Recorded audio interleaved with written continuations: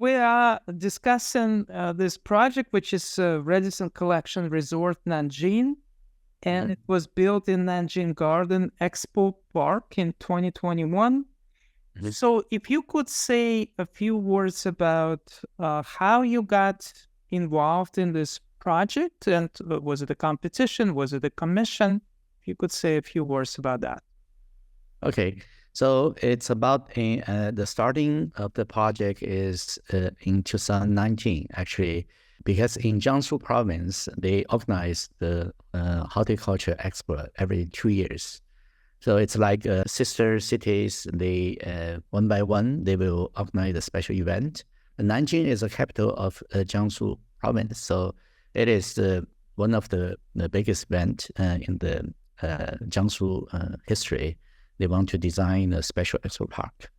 In terms of the maintenance of such kind of horticulture expo, normally the fundamental problem is during the exhibition, it's around half a year. Millions of people will visit the park, and which will help to make the renewal or renovation of the city landscape. I think definitely it's a park or it's a kind of landscape urbanism will help to reorganize the urban system. But on the other hand, it's super difficult to maintain such kind of such a big city park. So in this time, the competition, they on the one hand invite some landscape architects to design the park, actually, which is the renewal of the Minery mountain construction. It's a Minery construction renewal site. So it used to be So it used to be a mining area. Yes, the mining area, but it's kind of wasteland. It's kind of a wasteland for more than 20 years. It's covered by all the stones, but the greenery is super difficult to grow on this piece of land. It's super polluted, actually, and no people can live on it. So through this competition, they are looking forward to redefine the human habitation in such kind of polluted land. So I think the landscape architect doing a super good job. They actually need to change the deepest around 6 meters soil, and actually to reorganize the landscape by different layers, and actually introduce different infrastructure system, including the lake, a super big lake, and including systematic reorganization between the mountain and landscape and the future tourism on this site. And as to the maintenance, they need to think about how to offer, how to continually make this project sustainably in the future. So they make decision to build 3 very big hotels. And the hotels is actually was built on the landscape urbanism, and it's also built on the park, horticulture park. So they're looking forward in the future. It's kind of tourism, and people not only their family holidays, but also could be organized different kind of conference or different kind of union parties coming to this area. So they invited more than 20 architecture teams participate in the competition. I got some inspiration from one of the drawings in MoMA. A girl actually sitting on a piece of grassland and looking in a very far distance and showing, imagine certain kind of future dreams. My construction site actually is on a small hillside.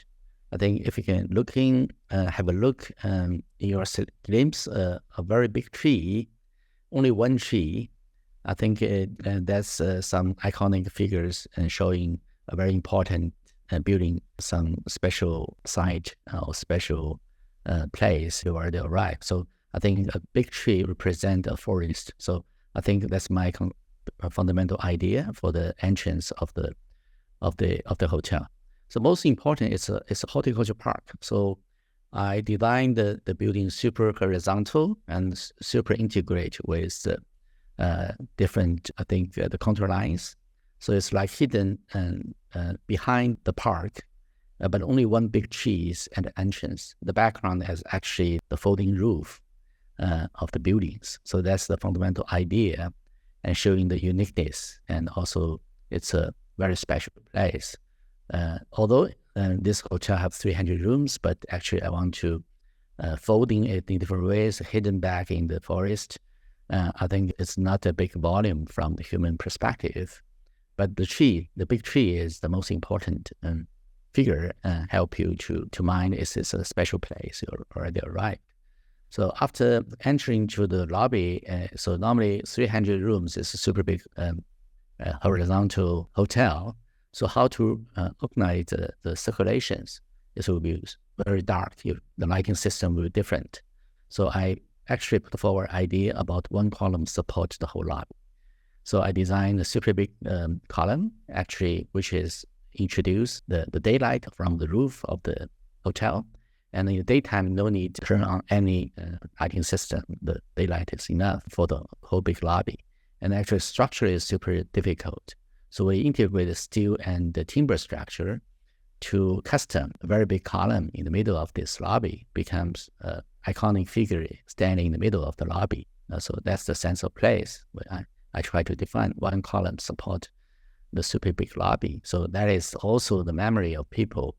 After you visit this hotel, you can remember this special image in your mind.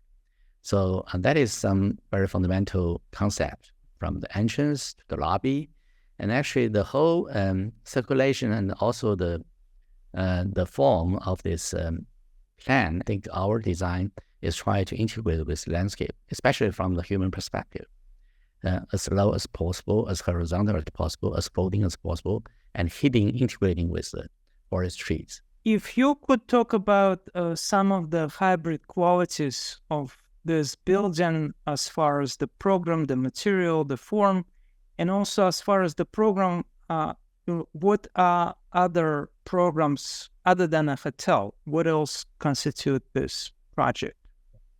So firstly, it's a cultural project. Secondly, it's a hotel project. And I try to redefine the content of the building. So we have a super big conference hall inside the hotel. I think it will super attractive, especially to more than 300 people. Actually, sometimes it's around 600 people held a special conference in this building. So when they have such kind of national conference or international conference, not just this hotel, they also can live in the other hotel, and which is nearby. I think is one of the reasons why people can visit here, stay 2 or 3 nights maybe for a special conference. So I think that's one of the most important program I introduced to this building. And secondly, this super big meeting room is a multi-hall, and some marriage event, which is super maybe fancy marriage event we're having here. They can invite their relatives and some of their friends coming here to live in one night and have a special event. And also they can take pictures in the surrounding park. It's a super good fashion right now in Nanjing for the young generation, young people, the youth generation. They take this horticulture park as a special event space. So I think just a multi-hall actually transfer this building to a special event space, the center of the event space. And secondly, we also introduce some special space to the kids, to the children. We make some education rooms and also some like a swimming pool or some like kids clubhouse inside the hotel. So their parents maybe can go outside to play, but they can put their kids in the like small kindergarten, and also they can climbing and can playing and can got some education program inside this building.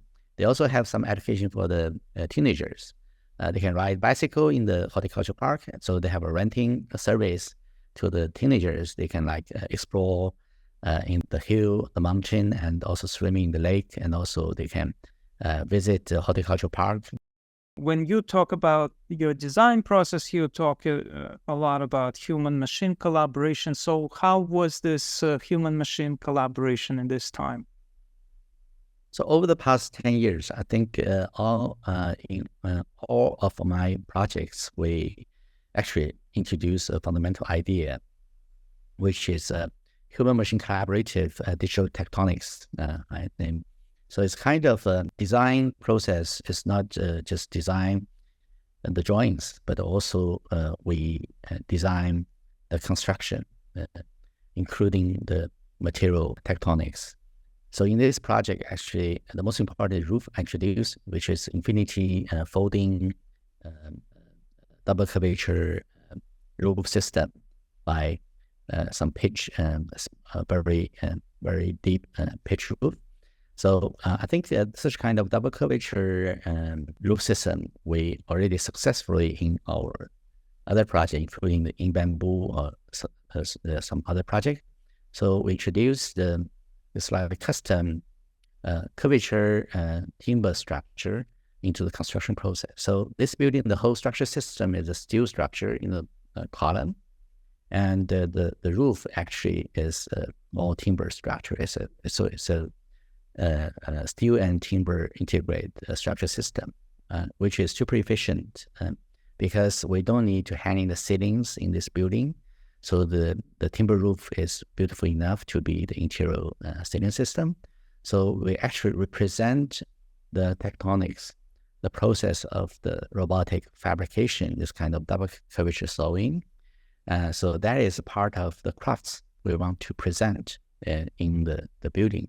So it's not the other hotel, they have a super over-designed decoration normally in the hotel, but in this hotel, I think all the public space. So we design in the lobby, as you mentioned, as I mentioned, it could be like one column support the whole roof system.